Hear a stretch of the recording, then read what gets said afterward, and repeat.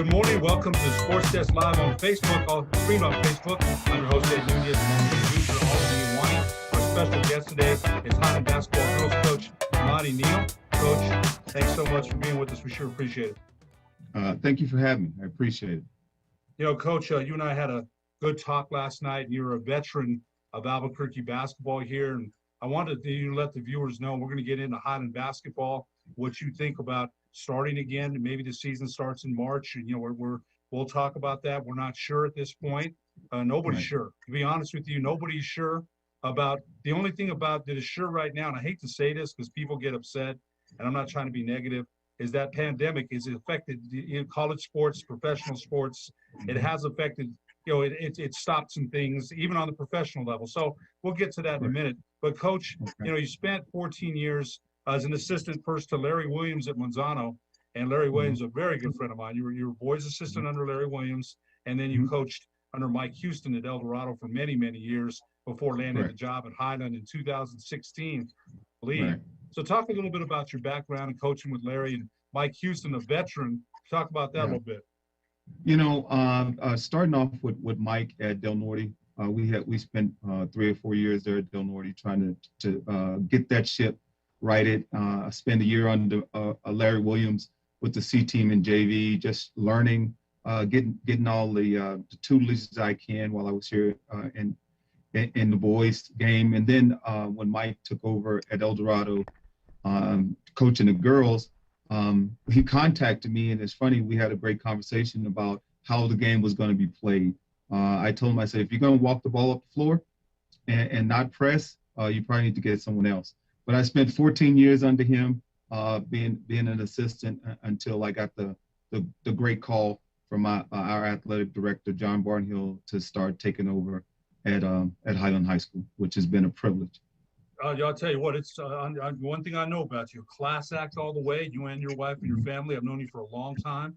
And, it goes both ways. Highland is very fortunate to have you in guiding the ship there. And I'll tell you, El Dorado did play that up-tempo game. They did press. They did, a lot of scoring, a lot of up-tempo game. Talk about a little bit what you learned. Again, Mike Houston, one of the best that there ever has been in the city. Talk a little bit about what you learned from him. And you only spent 1 year with Coach Williams, who I think a lot of. But talk a little bit about what you learned as far as the game plans you put in place today for Highland. Especially under Larry. Larry had a lot of different presses. The year I spent under him, I learned a lot about defensive scheming for per team. And then when I got to El Dorado with Mike running a lot of presses as well, different presses, I was in charge of the defense the majority of the time I was there under Mike. So I got to do my own thing inside the system that he was trying to implement. A lot of the good things that I learned from Mike was his organization. Mike and Larry, both very organized coaches, made sure things were done before they needed to be done. That's what I brought over to Highland, is the ability to kind of organize what's going on, but also, just being able to have kids that could run our stuff. It's hard. It's like in college where you can recruit to it, or in high school, you got to make sure that the kids come through the door, learn how to do what you're doing as far as pressing and getting the ball up the floor and things like that. And that's what I learned under those two guys. It's scheming, defensive scheming, also the organization. So being under coaches like that can actually do things with the kids that come through the door that you can't recruit for, it was amazing. And that's what I brought over to Highland. Coach, you spent many years as an assistant. Was there any other jobs that you had applied for before you got the call from athletic director John Barnhill? Was there other jobs you had applied for? Yes, sir. When Mike left at Del Norte, I applied for Del Norte, and then there was a couple of jobs open up, the Cleveland job, which the great Coach Kabbalah got. The Rio Rancho job, when it came open, I applied for those jobs. And you know what? Sometimes I always say, you thank God for what you didn't get. Maybe those jobs weren't meant for me. And I think that I was getting myself ready for the job I actually needed. And being at Highland has definitely turned me and my life around. It's peer coaching over here. I get to do it every single day, something that I love to do. And I get to be an impact on kids who I believe fit to my style of getting up and down and pressing and being athletic and so on and so forth. I think not getting those jobs really helped me set myself for the job that I really wanted the really one I really got. Okay, and that's being here at Highland, which is amazing. Okay, being here at Highland is just amazing. You know, what a venture, right? What a journey. And sometimes when we apply for jobs and we don't get them, we're disappointed. But then when the reward happens to be where you are now, by the way, to let everybody know, 83 victories, you're approaching 100 victories at Highland. Athletic director John Barnhill told me this a couple of weeks ago. So talk a little bit about how it was to build a program, because at Highland, when you came in, there was definitely, nobody's going to question that, right? Now, Highland presents its own unique challenges. We'll get to that. You know, it's a school. You know how much I love that school, man. I love it with all my heart. Still, to this day, I'm a former Hornet. I always say that. I'm a member of the Alumni Association. You know, all of that. Talk a little bit about, though, when you came in, the talent was there, but to build the foundation where you are now, it's not easy. Talk a little bit about the kind of work where you are now. You know, and like most coaches who come in and try to start something new, you have to build a culture. Okay, you have to build a culture on what you believe. Okay, and each coach is different. You have to build on the beliefs of what you believe is going to make you successful, not as a program. That's the first thing I did. We really concentrated not on wins. We just concentrated on the culture of the program, the work ethic of the program, getting out that we can't win out of the program. Here we go again as a program. I have a small story. We go to Denver the summer I got the job. We're winning against a team that we should have won against, and they go on a 6-0 run, and I call a timeout, and I just go ballistic. And we're winning by like 20. And the kids looked at each other like we were losing. And after the game, they asked me, Coach, why did you rip us for that? And I told them, I said, you guys were on the floor with the same mentality of here we go again. Even though we were still up 20, I saw in their eyes that they were giving up like I thought I'd seen them before I took over the program. And it was amazing how after that little summer stint, everyone started thinking that we could win, okay? And we just went through the steps of changing the culture, making sure that kids understood is that they were just like everyone else in the city. They have the talent. They just didn't have a lot of the things that other teams have, like confidence and the keys that go along with that. And I'll tell you what, they all mesh together, but it takes time, right? Because back in the day, Coach, and before, you came in and you had to build, people look at the Highland on their schedule and they chalked it up as a win. Not anymore. They did. Not anymore, man. You made the quarters, you made the semis at the state tournament. Highland's down a class and we don't have the enrollment there that we used to, but you've had some success at that state tournament. And I'll tell you, you're on the cusp of a championship the last 2 years. Some things, again, I said this to Coach Chad Wallen from Volcano Vista and Coach right now or last week from Cleveland. The difference between champions sometimes is this much, right? A loose ball, a turnover, an injury, and the breaks. I used to tell my son that the breaks of the game. Sometimes they break for you, and sometimes they don't. But I think Highland's on a good path. And I want to talk to you about, we mentioned Kylie Crawford last night, Brooklyn Crawford, and you've got another Crawford coming in. Now, those that don't know, again, Freddie Crawford, the dad, was a heck of a ball player himself, right? Freddie Crawford, I played a lot of ball against Freddie, and Freddie can play some ball.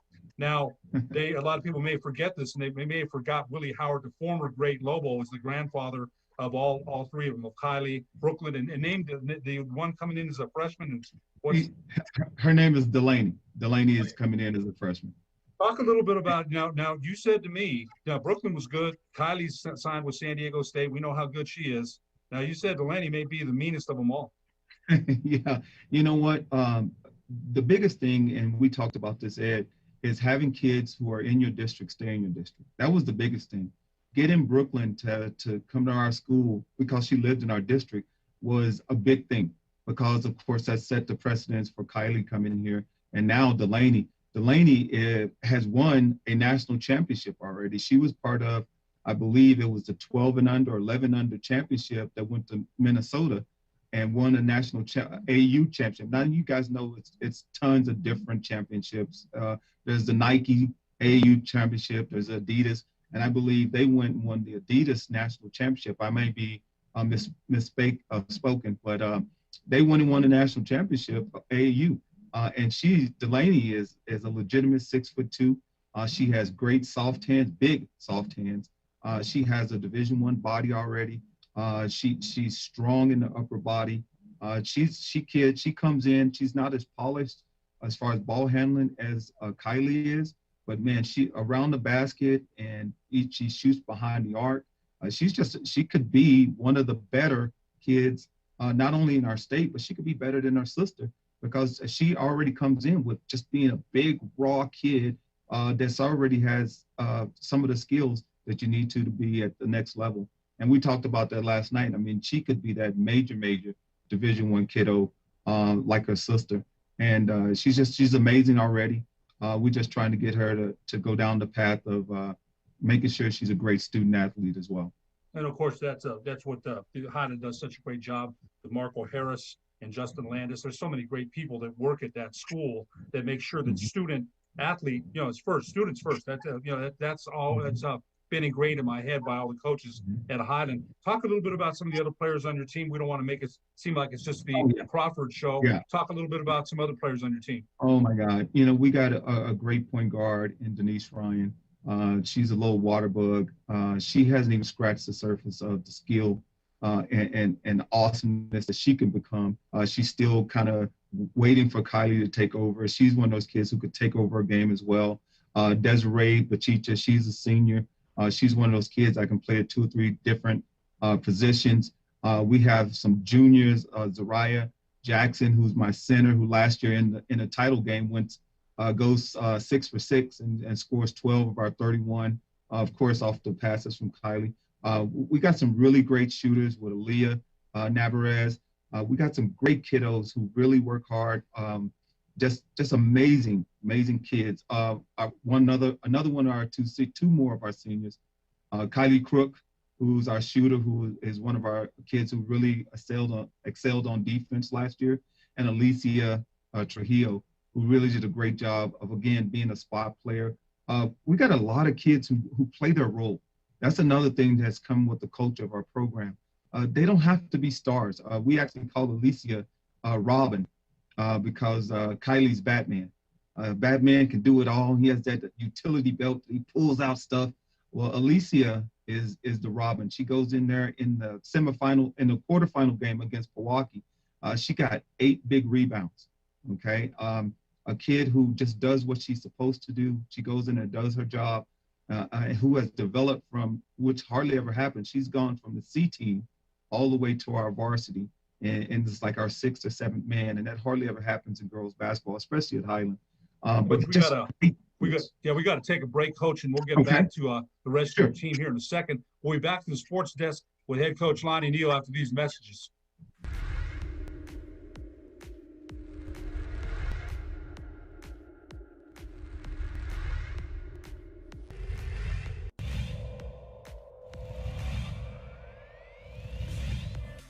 Let's get a little closer.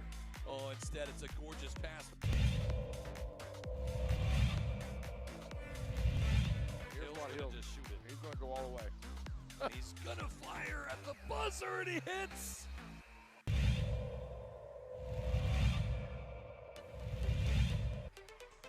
Great pass, Hadbury, and thank you very much.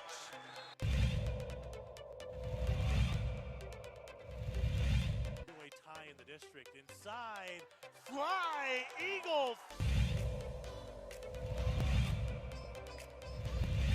Chavez uses some athleticism.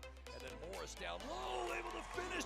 You called it, Steve, in 10 seconds. And look at this, stripped, stolen Watson. Kristen Lucero beats the buzzer. Here's Ian Chavez, the sharpshooter. Got it. Said that anything better. He answered the question. On got another steal one at the buzzer. Back to back for Chavez. To the paint. Medina from the volleyball lines. Medina Medina wants another one from deep. Oh, he wants 10. Give him 10!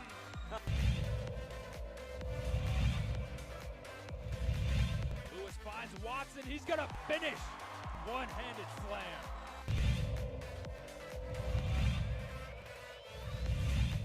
Vista, but just all the different scenarios we can see potentially play out ahead of the state tournament.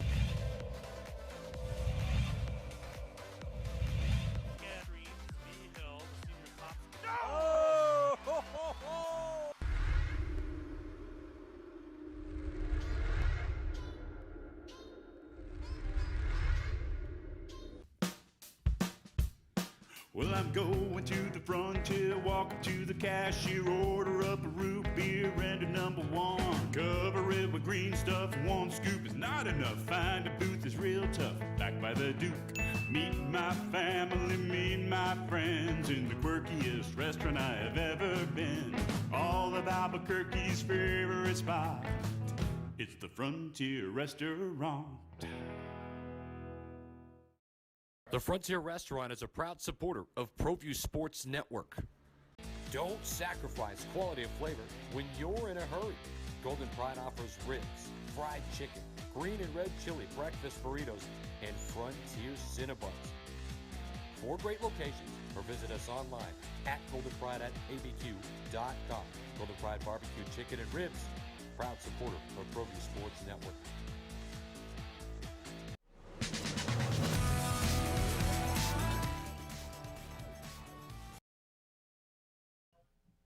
Welcome back to the Sports Desk, stream live on Facebook. I'm your host, Ed Nunez, along with producer Lonnie Neal Head. Our special guest today, Highland Girls Basketball coach Lonnie Neal. And Coach, again, thanks so much for joining us, man. I've been wanting to have you on for a while.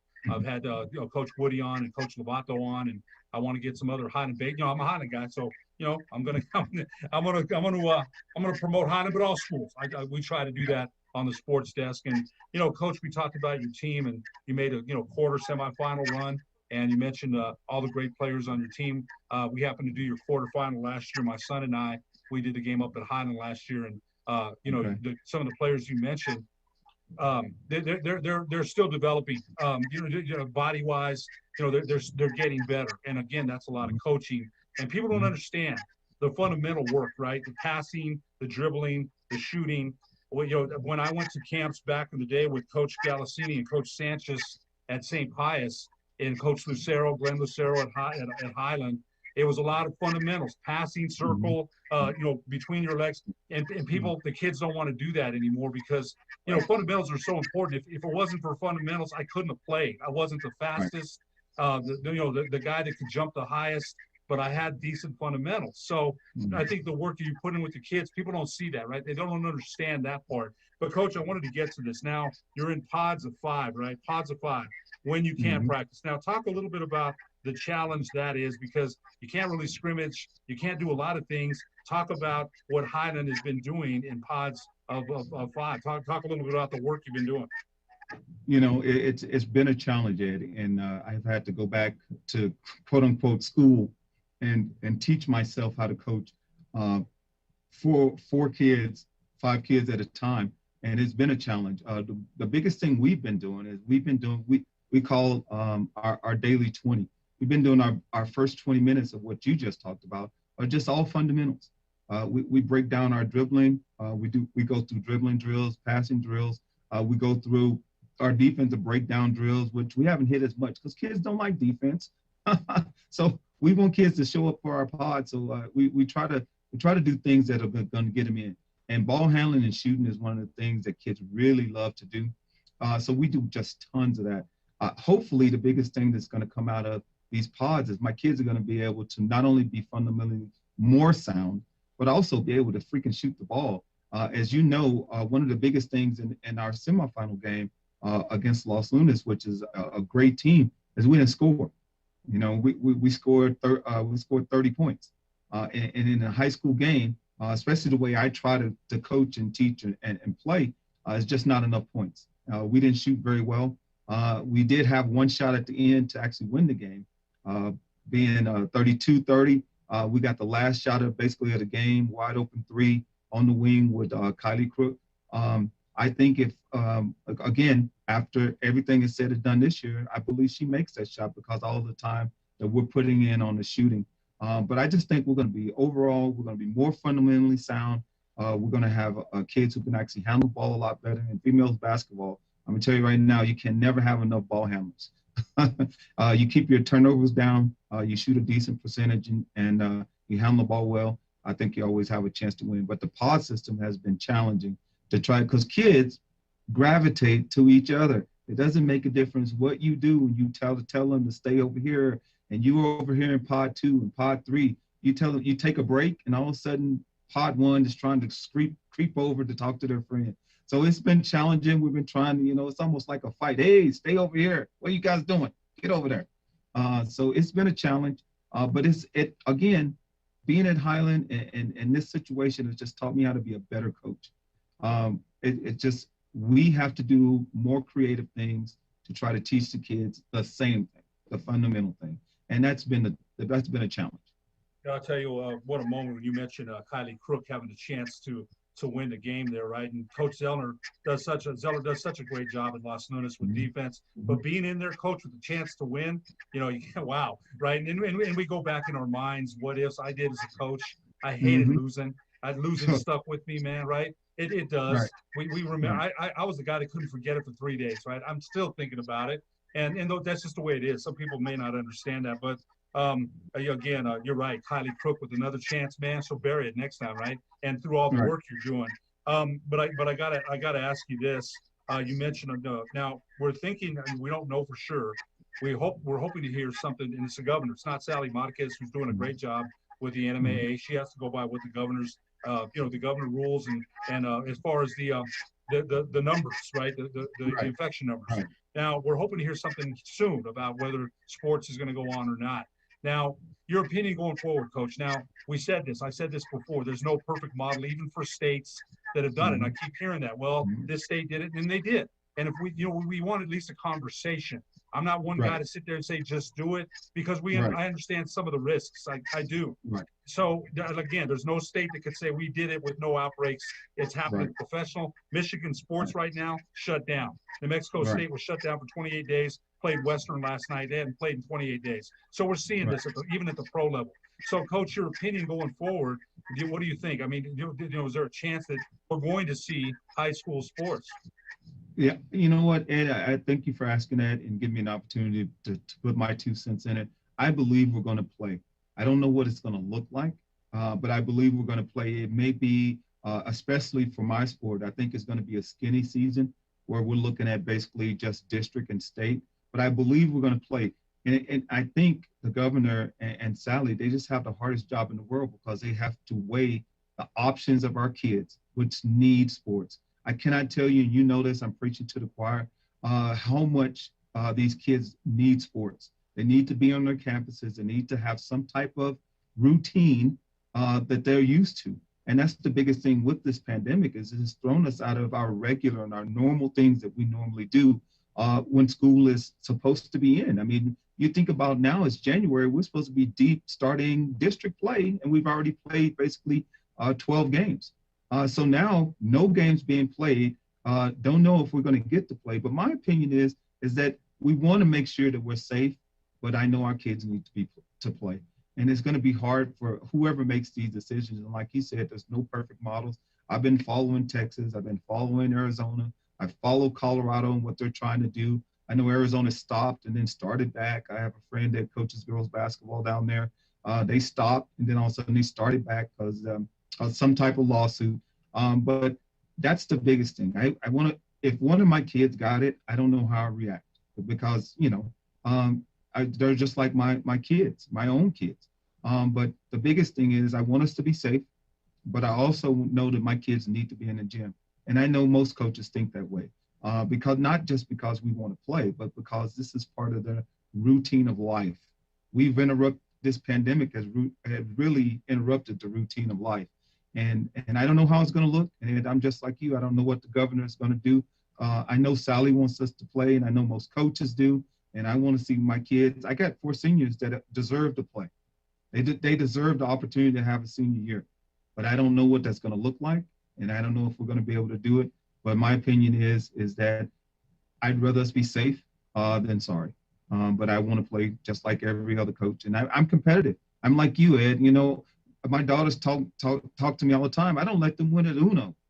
And, you know, I'm so competitive. We're playing shoots and ladders, and I'm like, no, you're not winning. Even okay. So I'm very competitive, and I think we have a team that could get it done this year. But I want to make sure that we have a model that's not going to put people in harm's way as well. I think it's it's well said, and like you said. But one of the things you mentioned last night, you know, in working in these pods of just 5, right? You mentioned you were a little bit concerned about the conditioning factor. Talk a little bit about that. Oh my God, you know, that's my biggest fear going in if we have any type of season, is because you cannot simulate the game in pods. You just can't. I mean, basketball is played, especially the way we try to play it, in a flow. We have drills that put us in those situations, and being in the pods, you just cannot simulate the actual game. And getting in game shape, I've heard Kobe, bless his heart, and Jordan, all those. I'm not back in game shape yet. And I know they're running. I know they're putting in all the cardiovascular, but playing the game itself, okay, lends itself to own different conditioning. And that's the one thing that we're going to really miss, because we're not going to have a preseason. We didn't have a summer season where we got to do these things. We really don't have the beginning of a season like we normally would. And that creates an area where you can have injuries. And that's the one thing I try to keep down on the minimum every year is I tell kids, if you don't fall, you don't get injured. Well, it's really hard, because in the pod situation, you don't put yourself in a position where kids can actually fall or not fall, because you're not going up and down and you're not going 5-on-5. And that just, I think the conditioning factor is going to be huge going forward for every team, not just mine. No, you make a good point, because all those reps during the summer, all the preparation, shooting, all those things, right? And it might be sloppy at first, Coach. You're right. I understand that basketball is a game that people don't understand. I think it's not easy, right? To get the ball in the hole sometimes, right? As coaches, and sometimes it goes, bounces your way, and sometimes it doesn't. But one last comment I'll make, Coach, is I think that you're right. The interaction, even your girls wanting to, you see each other, right? Talk to each other. The interaction in the halls with the teachers, boy, all those things are so important. I remember being at Highland, and man, as jocks, we thought we ran the school. We thought we were the stars, right? We did, and those are some of the best memories. I still are friends with all my guys, man. They're all still my guys. Coach Neal, wrap it up, man. We got about 30 seconds. Wrap it up. Let us know a little bit more about Highland basketball, and one last statement from you. Hey, I appreciate it, Ed. Thanks for having me on. And the one biggest thing, as Highland, we're looking to go forward. We got a great team. We got 4 seniors coming back with 4 juniors. I think we're being a mix when we get a chance to play. I'm glad that you had me on, Ed. We're still trying to sell our brand of Highland basketball and let people know that we're doing it right down here, and that we're working hard for each and every kid that comes through the door. Coach Lonnie Neal, Highland Girls Basketball coach, thanks so much for being our guest. We sure appreciate it. Thank you for having me. Appreciate it, Ed. You bet. For producer Alden Iwani, I'm Ed Nunez. We'll see you next week on the Sports Desk.